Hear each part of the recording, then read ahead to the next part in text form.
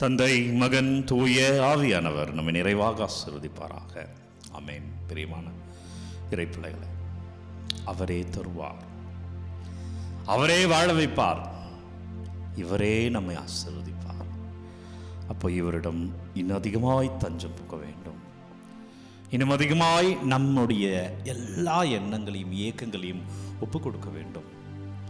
இந்த நாள் மகிழ்ச்சியாய் வாழ்வதற்கு நம் ஒப்பு கொடுத்து ஜெபித்தல் அவசியமாய் இருக்கிறது. ஏனென்றால் அவர் தான் தருபவர். மற்றவர்கள் நம்மிடமிருந்து பிடுங்குவார்கள். இவர் மட்டும்தான் நம்மை வாரி வழங்குபவர், இவர் மட்டும்தான் நம்மை ஆசீர்வதிப்பவர்.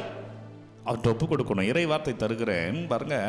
இன்றைக்கு நற்செய்தி வாழ்த்தொழியாக பூசையில் நற்செய்தி வாழ்த்தொழில வருகிற வார்த்தைகளை எடுத்துக்கொள்கிறேன். மனிதர் அப்பத்தினால் மட்டுமல்ல, சாப்பிட்ற சாப்பாட்டினால மட்டும் நம்ம வாழ்றோமா? அப்ப ஏன் தற்கொலைகள் நடைபெறுகிறது? ஏன் மனிதன் தன்னை மாய்த்துக் கொள்கிறான்? சாப்பாடு இல்லை என்பதற்காகவா? அப்போது வாழ்க்கை என்பது நான் உண்ணுகிற உணவை விட மேலானது. அதுக்கு மேல ஒண்ணு இருக்கு, அதான் என்னை வாழ வைக்கிறது. அப்ப இறைவார்த்தை சொல்லுகிறது, இந்த ஆண்டவர் அதை எப்படி தரார் பாருங்க. மனிதர் அப்பத்தினால் மட்டுமல்ல அல்ல, மாறாக கடவுளின் வாய்ச்சொல் ஒவ்வொன்றாலும் வாழ்வர். அதுக்கு மேல ஒன்று இருக்கிறது, அதுதான் அவர் தருகிற ஆசீர்வாதம். அதான் வாழ்க்கைக்கான நோக்கம். நான் எதற்காக படைக்கப்பட்டேன்? நான் ஏன் இந்த இடத்துல நிக்கிறேன்? நான் ஏன் இந்த ஆராதனை நடத்துறேன்? நீங்க ஏன் இந்த காணொலியை பார்த்து கொண்டு இருக்கீங்க? நீங்க எங்க போயிட்டு இருக்கீங்க? இப்ப நீங்க என்ன நினைச்சிட்டு இருக்கீங்க? அதுக்கெல்லாம் ஒரு நோக்கம் இருக்கிறது. அவர் வலிமையான எதிர்காலத்துக்கான திட்டத்தை வைத்திருக்கிறார் என்று இறைவாக்கின சொல்லுகிறார். எனவே பிரியமான அன்பு உறவுகளை, அந்த ஆண்டவரிடம் வருகிற பொழுது அவன் வாய்ச்சொல் ஒவ்வொன்றாலும் வாழ்வோம். இப்போ ஒவ்வொரு நாளும் அவர்கிட்ட வரும்போது நம்ம வாழ்வோம். ஒவ்வொரு நாளும் ஜெபிக்கிற பொழுது நம்ம நலமா இருப்போம். ஒவ்வொரு நாளும் இன்னும் நெருக்கமாய் அவர் தேடி வருகிற பொழுது நம்ம வாழ்க்கையில் இருக்க தேவையற்றலாம் நம்ம நோக்கி பின்னோக்கி போயிட்டே இருக்கோம். நம்ம ஆண்டவர் நோக்கி போக போக இப்போ எவ்வளோ நல்லா இருக்கும் பாருங்க. தீமைகளே நம்மளை விட்டு போயிடுச்சுங்க. நம்ம வதைப்பவர் நம்மகிட்ட இல்லை. எவ்வளோ சந்தோஷமா இருப்போம், எவ்வளோ மகிழ்ச்சியா இருக்கும், ஒரு பாசிட்டிவ் எனர்ஜியோடவே அந்த நாளில் இருப்போமே. அப்போ ஒப்பு கூட ஜெபிப்பது அவ்வளோ முக்கியம். ஜெபிப்போம். நன்றி அப்பா.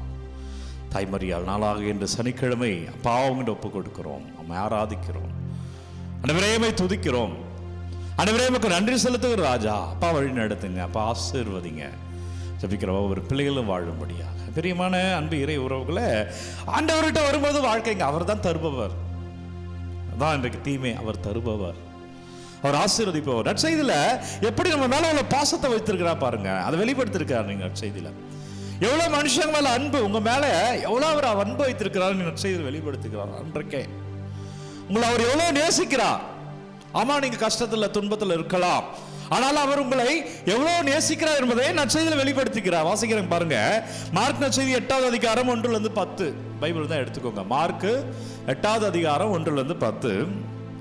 நான் இம்மக்கள் மீது பரிவு கொண்டிருக்கிறேன். ஆண்டவர் உங்க மேல பரிவு கொண்டிருக்கிறாருங்க. யாராவது ஒருத்தர் உங்க மேல கோவப்பட்டிருக்கலாம். நீங்க நல்லா இருக்கக்கூடாதுன்னு நினைக்கிறவங்க இருக்கலாம், நீங்க நல்லா இருக்கணும்னு நினைக்கிறவங்க இருக்கலாம் வாழ்க்கையில. ஆனா கெட்டு போகணும்னு நினைக்கிறவங்க தான் அதிகமா இருப்பாங்க. அதான் உண்மை. அதுதான் உலகம். அப்ப ஆண்டவர் சொல்கிறார், நான் உன் மீது பரிவு கொண்டிருக்கிறேன், இந்த மக்கள் மீது பரிவு கொண்டிருக்கிறேன். ஏற்கனவே 3 நாட்களாக இவர்கள் என்னோடு இருக்கிறார்கள். அவன் கோயிலுக்கு வரான், என் பிள்ளை நம்பிக்கையோடு கோயிலுக்கு வரான், நம்பிக்கையோடு ஜெபமாலை ஜெபிக்கிறான். யாரெல்லாம் ஜெபமாலை ஜெபிக்கிறார்களோ, யாரெல்லாம் பூசைக்கு போறாங்களோ, யாரெல்லாம் தனி ஜெபத்தில் அமர்கிறார்களோ, யாரெல்லாம் பைபிள் படிக்கிறாங்களோ, அவங்க அனைவருமே பெரியமானவர்களே ஆண்டவரோடு இருப்பவர்கள். ஆண்டவரோடு இருங்க. அப்பதான் ஒரு பரிவு கிடைக்கும், அப்பதான் ஒரு பாசம் கிடைக்கும், அப்பதான் ஒரு அன்பு கிடைக்கும், அரவணைப்பு கிடைக்கும். இன்பு உண்பதற்கும் இவர்களிடம் ஒன்றும் இல்லை. நம்மகிட்ட எதுவும் இல்லைன்றத அவர் அறிவார். மற்றவங்க முன்னாடி எல்லாரும் இருக்கிற மாதிரி காமிச்சுக்கிட்டு வரலாம், ஆனால் அவருக்கு தெரியும் நம்ம ரொம்ப கஷ்டப்படுறோம். ஆண்டவர் சொல்கிறார், உண்பதற்கும் இவர்களிடம் ஒன்றுமில்லை. இவர்களை பட்டினியாக வீட்டிற்கு அனுப்பிவிட்டால் வழியிலே தளர்ச்சி அடைவார்கள். இவர்கள் சிலர் நெடுந்தொலைவிலிருந்து வந்துள்ளார்கள். நம்ம கஷ்டத்தெல்லாம் அவருக்கு தெரியுங்க. அன்னைக்கு நான் பேசின வார்த்தைகளை அந்த மக்களை பார்த்து பேசி பார்த்து அப்படியே நமக்கு இன்டர்பிரேட் பண்ணி பாருங்க. நம்ம வேதனையெல்லாம் அவருக்கு தெரியுங்க. நமக்கு ஆசீர்வாதம் தந்துதான் அனுப்பணும் என்பதை அவர் அறிவார். நம்ம கூட இருக்கிறவங்க கூட நம்ம புரிஞ்சுக்க மாட்டாங்க. நம்ம முழுமையாய் அறிந்தவர் இதோ இங்க நற்கரில் இருக்கிறார், அப்பா இருக்கிறார். அப்ப அவரு என்ன சொல்றாருன்னா, 7 அப்பங்களை எடுத்து கடவுளுக்கு நன்றி செலுத்தி பிட்டு பரிமாறும்படி சீடர்களிடம் கொடுக்க அவர்களும் அவர்களுக்கு அளித்தார்கள். 4000 பேர் அழைத்தார் என்று இன்றைக்கு நற்செய்தி சொல்கிறது. எனவே அவ்வளோ பேரும் வயிறார உண்டார்கள். 7 தான் இருந்தது, அந்த 4000 பேர் உண்டார்கள். உங்கள் எவ்வளோ பிரச்சனை வேணா இருக்கட்டும், அவருடைய ஒரு ஆசீர்வாதம் போது நீங்கள் வாழ்வீங்க. ஏன்னா அவர் தருவார். ஜெபிங்க, நடக்கும். நன்றி அப்பா, வல்லவரே நன்றி, நல்லவரே நன்றி. ஆண்டவரே, இந்த நாளுக்கு நன்றி செலுத்துகிறோம், பாவமை துதிக்கிறோம் அப்பா, அவருக்கு நன்றி செலுத்துமே ஆராதிக்கிறோம். ஒவ்வொரு பிள்ளைகளுக்காக ஜெபிங்க. என்னவெல்லாம் இயக்கங்களோடு உங்களோடு இருக்கிறோமோ, கவலைகளோடு உங்களோடு இருக்கிறோமோ, ஆசீர்வாதம் வேண்டி உங்களோடு இருக்கிறோமோ, நீங்கள் தொடுங்க அப்பா. அப்பா, நீங்கள் வழி நடத்துங்க ஆண்டவரே. அப்பா, நீங்கள் எங்களை ஆசீர்வதிங்க ராஜா. எங்களுக்கு எதிராக இருக்கிற தீமைகள் எல்லாம் எங்களை விட்டு நீங்குவதாக, பிள்ளைகளுக்கு ஆசீர்வாதங்கள் நிறைந்து இருப்பதாக.